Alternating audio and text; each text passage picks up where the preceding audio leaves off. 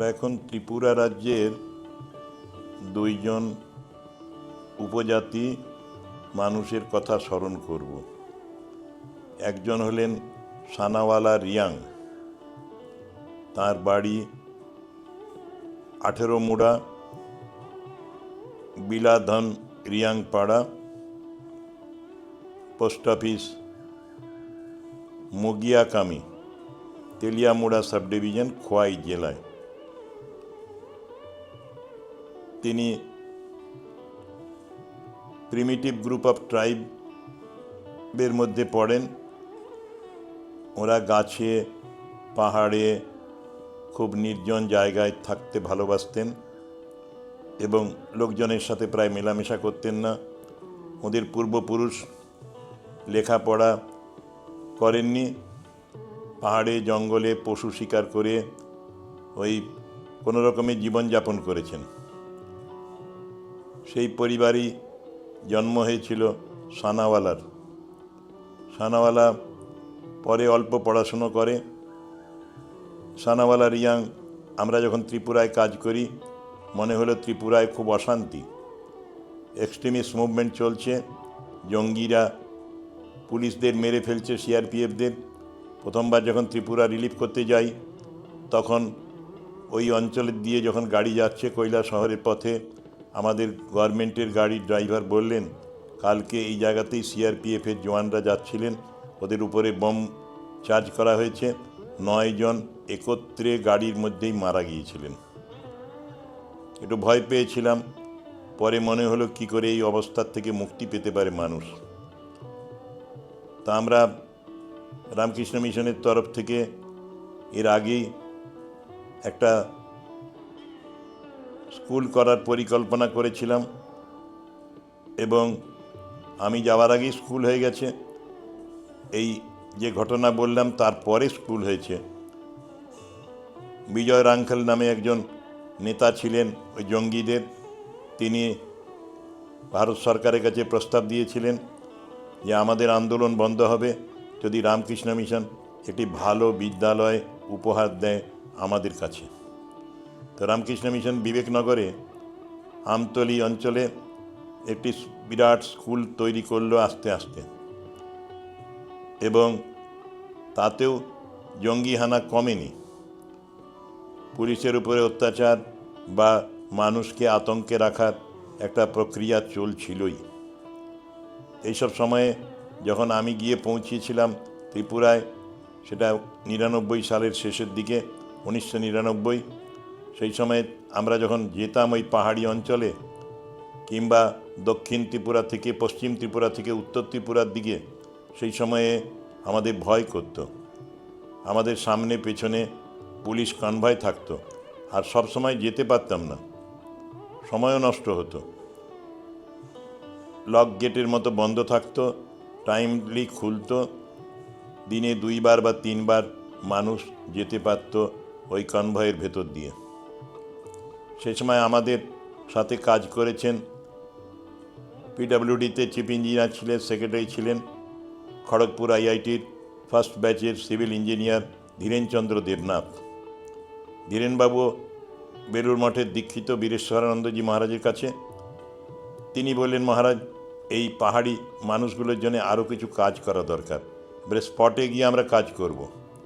তা আমরা primitive group of ট্রাইবের সাথে মিট করলাম, তারপরে দেখলাম ওদের মধ্যে সম্ভাবনা আছে, এবং সম্ভাবনা আছে 2 রকম। যদি আমরা কাজ না করি খুব সম্ভাবনা আছে এরা জঙ্গি হয়ে যাবে। অন্য ধর্মের মানুষেরা তাদের প্ররোচনা দেবে যে ভারত সরকার কি দিচ্ছে তোমাদের, তোমরা ভারতের অনুগত না থাকলে ভালো উন্নতি হবে তোমাদের, আমাদের পথ অনুসরণ করো, আমাদের কথা শোনো। এই সময়ে আরেকটা সম্ভাবনা আছে, যদি আমরা ভালো কাজ করি ওদের জন্যে, তাহলে ওরা ধর্মান্তরিত হবে না, এবং তাদের যখন ছেলে মেয়েরা লেখাপড়া শিখবে তখন এরা আস্তে আস্তে স্বাবলম্বী হবে এবং আতঙ্কবাদ ওই অঞ্চল থেকে কমে যাবে। সেই জন্যে আমরা শুরু করলাম স্বাস্থ্যসেবা, শিক্ষা সেবা। এই সানাওয়ালার মতো ছেলেদের আমরা 20 জনকে নিয়ে এলাম গাঙ্গাইল রোডে শহরের একটি কেন্দ্রে। সেই শাখা কেন্দ্রে ওদের রেখে যাতে ওরা প্রাইমারি শিশুদের, ওদের পাহাড়ি ছেলেদের পড়াতে পারে, সেই জন্যে প্রাইমারি টিচার্স ট্রেনিং ইনস্টিটিউটের শিক্ষকদের এনে ক্লাস হতো। এক সপ্তাহ রেসিডেন্সিয়াল ক্লাস হলো। তারপরে ওদের জন্যে প্রাইমারির যে বিভাগ, তার থেকে স্টোর থেকে, সরকারি বিভাগ থেকে বই আনা হলো, সেই বই বিতরণ করা হলো এবং 5টি স্কুল করা হলো একবারে পাহাড়ের উপরে। তখনও টিএসআর বা ত্রিপুরা পুলিশ যেতে ভয় পেত, তবু সরকারের আদেশে আমার সাথে তারা যেত, আমরা যখন যেতাম। আর এই ছেলে মেয়েগুলো নিজেরাই স্কুলগুলি পরিচালনা করতো। বর্ডার রোডওয়েজের রোড অর্গানাইজেশনের পরিত্যক্ত বাড়ি ছিল, সেই বাড়িগুলোতে দরজা জানলা লাগিয়ে মেঝেটা একটু ভালো করে আমরা স্কুল চালাতাম এবং এই ছেলে মেয়েরা আমাদের সাহায্য করত। তাদের মধ্যে সানাওয়ালা অন্যতম। সানাওয়ালা পরবর্তীকালে এডিসিতে, জেলা পরিষদে মেম্বার হয়েছে, নির্বাচিত মেম্বার। ওখানে যারা নির্বাচিত মেম্বার তারা অনেক অর্থ অপচয় করে কিংবা করাপশন হয়, তারা নিজেরা আত্মসাৎ করে। কিন্তু সানাওয়ালার নাম ছিল যে সৎ একজন মেম্বার, সম্পূর্ণ সৎ, নির্লোভ।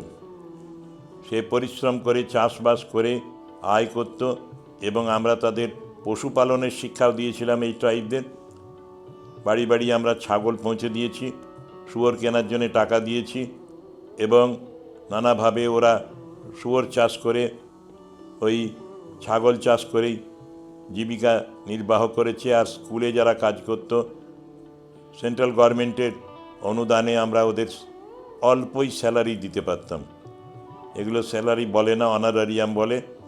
অল্প টাকা এরা কাজ করতেন, কিন্তু ওই 2000 টাকা পেলে বা 1500 টাকা পেলেই এরা কিন্তু আর ওই জঙ্গিদের হাতে পড়েনি। তা নইলে এই 18 বছর বয়স হলেই বেশিরভাগ ছেলে মেয়ে হাতে AK-47 কিংবা অন্য ক্লোজ ব্যাটল গান এইগুলো ওরা ব্যবহার করত এবং সারা অঞ্চলে আতঙ্ক সৃষ্টি করে রাখত, পুলিশের ওপরে বোমা ছুড়ত। সেই কাজটা কমে গেল আমাদের এই স্কুলগুলো করার পরে। এই অঞ্চলটাতে একবারে CRPFরা খুব আমাদের এই ছেলেদেরও খুব ভালোবাসত, যত্ন করত এবং কোনো রকম অসুবিধে না পড়ে এরা সেটা দেখত। সেই সময় ত্রিপুরায় সরস্বতী পুজো করা যেত না, এমনকি প্লেনেও ত্রিপুরায় তেলিয়ামুড়া অঞ্চলে দিদিমণি সরস্বতী পুজো করেছেন বলে তার হাতে কোপ মেরেছে ছোড়া দিয়ে, অসুস্থ হয়ে গেছেন, জখম হয়ে গেছেন, এরকম ঘটনা ঘটেছে। কিন্তু এই আমাদের স্কুলগুলোতে, বর্ডার রোডওয়েজের বাড়িগুলোতে এরা সরস্বতী পুজো মূর্তি গড়ে করতো, এই পাহাড়িরাই, প্রিমিটিভ গ্রুপ অফ ট্রাইবের রিয়াং এরা।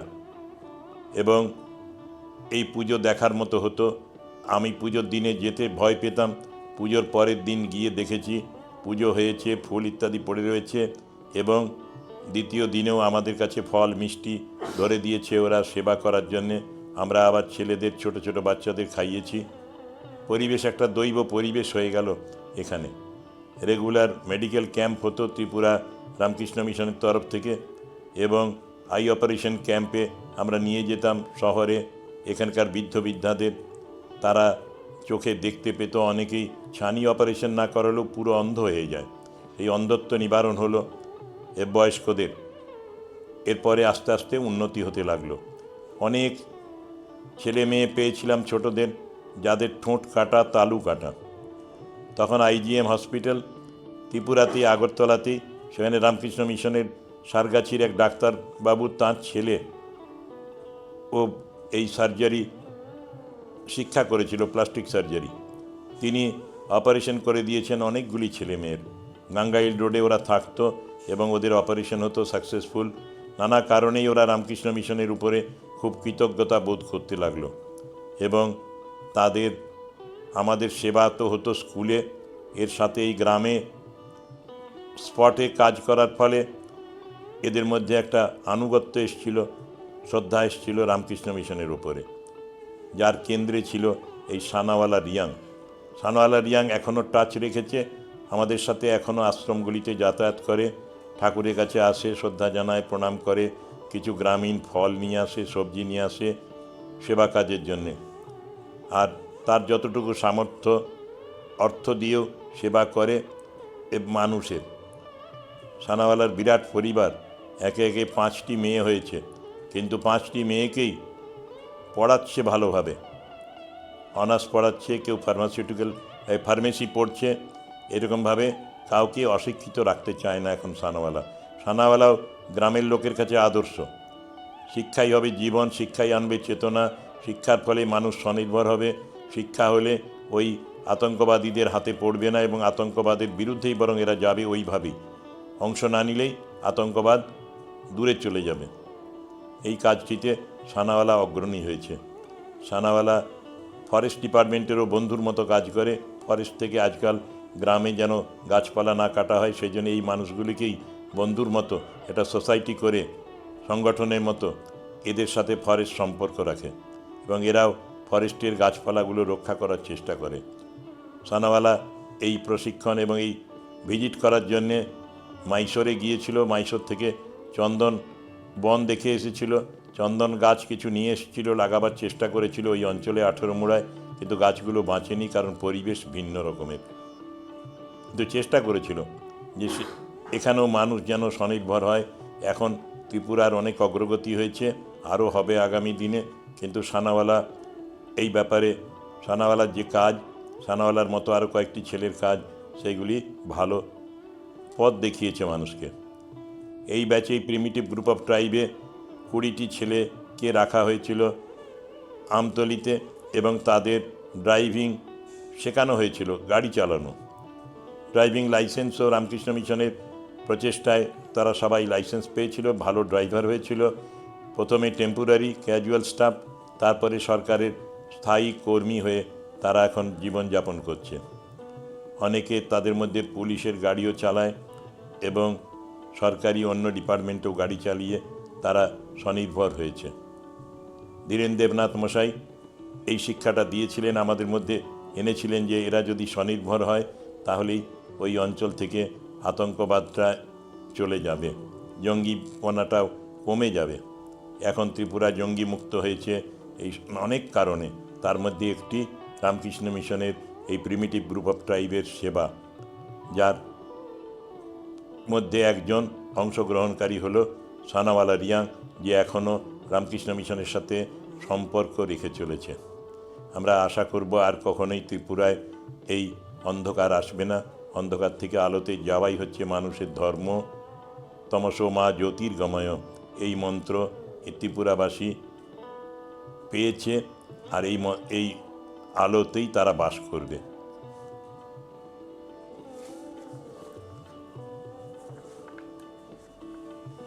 আরেকজন মানুষ হলেন বুধরাই দেববর্মা। তিনি থাকেন এখন খোয়াইয়ে। ছোটবেলায় খুব গরিব ছিলেন। তার জন্ম হয়েছিল 4 আগস্ট 1965, অর্থাৎ এখন 60 বছরের মতো বয়স। সম্প্রতি অবসর গ্রহণ করেছেন জুট কর্পোরেশন অফ ইন্ডিয়া থেকে।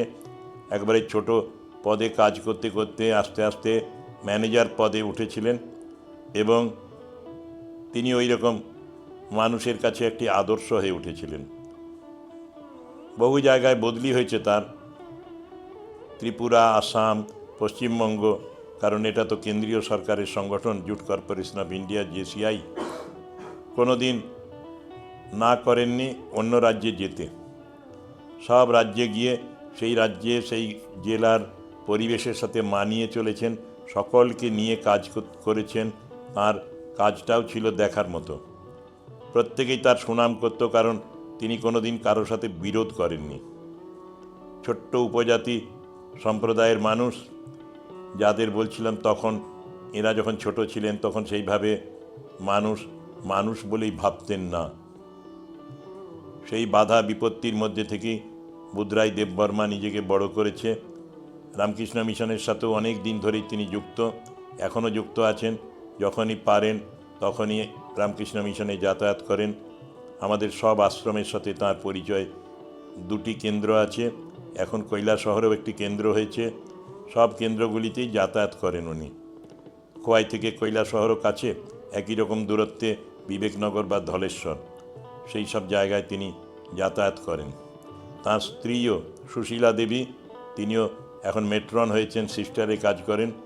তিনিও খুব অনুরাগী, রামকৃষ্ণ বিবেকানন্দ অনুরাগী, এবং সেবা ভাব এদের দুজনের মধ্যেই খুব বেশি। এরা মানুষের কাছে, সমাজের কাছে আদর্শ স্বরূপ। বুধরাই কলকাতায় অনেকবার এসেছে, সারদা পীঠে আমাদের সাথে দেখা করেছে। কুচবিহারে যখন কাজ করতো, কুচবিহার গিয়েছি, সেখানে ছুটে এসেছে। এরকম যেখানে উত্তরবঙ্গের গিয়েছি, সেখানে উত্তরবঙ্গে যখন কাজ করতেন, তখন উত্তরবঙ্গের বিভিন্ন জায়গায় আমাদের সাথে দেখা করতে আসতেন, এবং পকেট থেকে টাকার বাঞ্চ নিয়ে তিনি দান করেছেন সেবা কাজে। আমরা সেটা সানন্দে গ্রহণ করেছি। মনটা ছিল এরকম, খুব বড় কোনো ভালো কাজে এই অর্থটি যদি ব্যয় হয়, আমি ধন্য হব।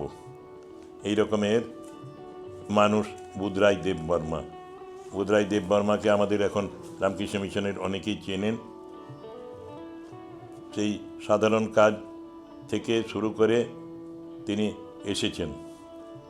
1984-তে কল্যাণপুর দ্বাদশ শ্রেণী বিদ্যালয় থেকে মাধ্যমিক পরীক্ষা পাশ করার পরেই চাকরির জন্য চেষ্টা করেছিলেন। 85-তে তিনি মায়ের কৃপায় জুট কর্পোরেশন অফ ইন্ডিয়াতে চাকরি পেয়েছিলেন। চাকরিতে যখন জয়েন করেন, তখন ট্রেনিং অবস্থায় স্টাইপেন্ড হিসেবে বেতন পেতেন 2500 টাকা। 2500 নয়, 10 মাসে 2500, অর্থাৎ 250 টাকা করে। প্রথম পোস্টিং পেয়েছিলেন তেলিয়ামুড়া ডিপিসিতে 14ই সেপ্টেম্বর 1985। তারপরে 85তেই বদলি হয়ে যান নভেম্বরে খোয়াইয়ে। তারপরে রেগুলার হয়ে বেতন পেয়েছিলেন তখনকার দিনে 1365 টাকা। তিনি নিজে তার কথা আমাকে বলেছেন। এরপরে 1990-এ খোয়াই অফিসে থাকাকালীন জুনিয়র ইন্সপেক্টর হয়েছেন, তারপরে সিনিয়র ইন্সপেক্টর হয়েছেন। খোয়াই অফিস থেকে আবার কল্যাণপুর অফিসে বদলি হয়েছিলেন। তারপরে 1999-এ কল্যাণপুর অফিস থেকে আসামে ডিপিসিতে ম্যানেজার পদে প্রমোশন পেয়ে বদলি হয়েছিলেন। তার কাজের জন্যই তার কিন্তু তাড়াতাড়ি প্রমোশন হয়, শুধু ট্রাইবাল বলে নয়। তিনি বিশেষ করে সৎ কর্মী ছিলেন, সেই জন্যেই তিনি এরকমের প্রমোশন পেয়েছেন। 2003 থেকে 2007, 5 বছর পর কল্যাণপুর অফিসে আবার বদলি হয়েছেন। তারপরে আগরতলা রিজিওনাল অফিসে তিনি এসেছেন। 2007 থেকে 2019 আগরতলায় চাকরি করে তিনি 2019-এ কুচবিহারে রিজিওনাল অফিসে ম্যানেজার হয়ে যান। সেই সময় কুচবিহার যাওয়ার আগে কলকাতায় এসেছিলেন এবং আমাদের সাথে দেখাও করেছিলেন। তখন কুচবিহারের মহারাজদের কাছে দেখা করতেন, যেতেন, এবং মহারাজরা তাকে খুব ভালোবাসতেন তার ব্যবহারের জন্যে। এরপরে কুচবিহারে কাজ করার পরে আসামের ধুবড়ি জেলার গৌরীপুরে বদলি হয়েছিলেন। এরকম বিভিন্ন জায়গায় গিয়েছেন বিভিন্ন সময়, কিন্তু রামকৃষ্ণ বিবেকানন্দের আদর্শ বা সেবা ভাবটিকে তিনি কোনো দিনই ছেড়ে দেননি। কুচবিহারের স্বপন মহারাজ এখনও খুব স্নেহ করেন মানুষটিকে। 2022-এ আসামের গৌরীপুরে বদলি হওয়ার পরে 2023-এ গৌরীপুর থেকে চাকরি জীবনের অবসর নিয়েছিলেন। চাকরি জীবনে কুচবিহারে বদলি না হলে তিনি বলতেন যে সোনালি পাটের সাথে দেখা হতো না। জুট কর্পোরেশনের ওই কুচবিহার অঞ্চলেই সোনালি পাট পাওয়া যায়। সেই সোনালি রঙের পাটটি বিশেষত্ব আছে কিছু, সেইটি তিনি দেখেছিলেন, অভিজ্ঞতা হয়েছিল সেই পাট চাষ যারা করেন তাদের সাথে পরিচয় করেছিলেন। সেই জন্যই উনি বলতেন যে কুচবিহারে বদলি হয়েছিলাম মায়ের ইচ্ছাতে। এইভাবেই তিনি তার বিশ্বাস কর্মজীবনের কথা আমাদের শুনিয়েছেন। খুব ভালো মানুষ, হৃদয়বান মানুষ, মানবপ্রেমী মানুষ। তাকে আমরা স্মরণ করছি আজকের দিনে।